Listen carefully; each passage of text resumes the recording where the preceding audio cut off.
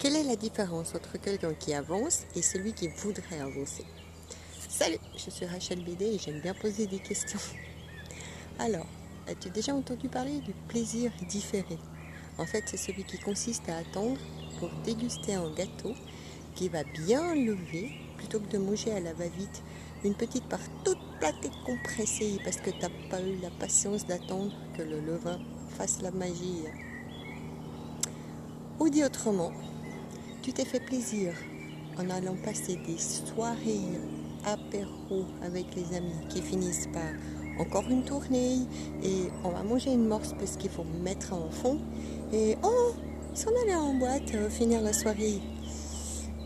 Tout ça c'est bien, mais après tu dis que t'as pas 50 balles pour t'acheter le dernier livre qui cartonne sur comment améliorer ta journée. Ou alors t'as rafistolé 17 fois ta voiture d'occasion qui finit quand même par lâcher. Et puis là, après, t'as plus les thunes pour acheter une voiture neuve qui tienne un petit peu la route. Et ben, je crois qu'une des explications sur la différence entre quelqu'un qui avance et celui qui voudrait avancer se tient dans ces exemples. Est-ce que quand tu étais gamin, tu étais du genre à mettre toutes les pièces de côté pour économiser et pouvoir t'offrir un beau vélo bleu qui brille, qui te permette d'aller vagabonder sur toutes les petites routes aux alentours pendant des longues heures où tu t'évaderais?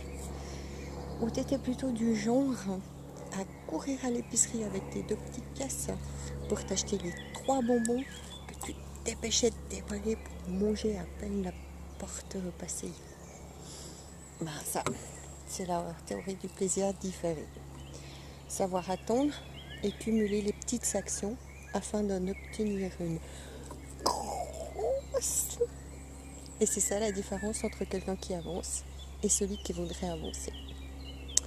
Parce que quand tu te disperses dans les petits plaisirs immédiats qui te coûtent soit de l'argent, soit de l'économie, ou encore du temps, c'est tout ça que tu ne peux pas mettre pour construire ton avenir.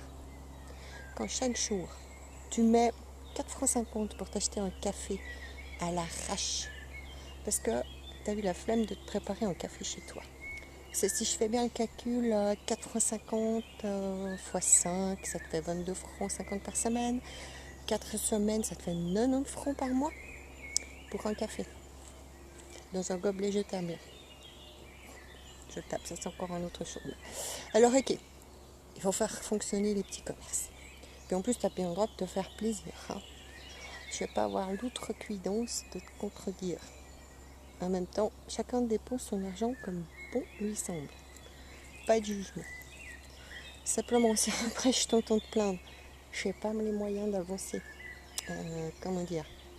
Je pense que tu devrais plutôt juste dire je ne me donne pas les moyens d'avancer. Parce que c'est un exemple très basique, terre à terre, mais qui peut se prendre à l'infini.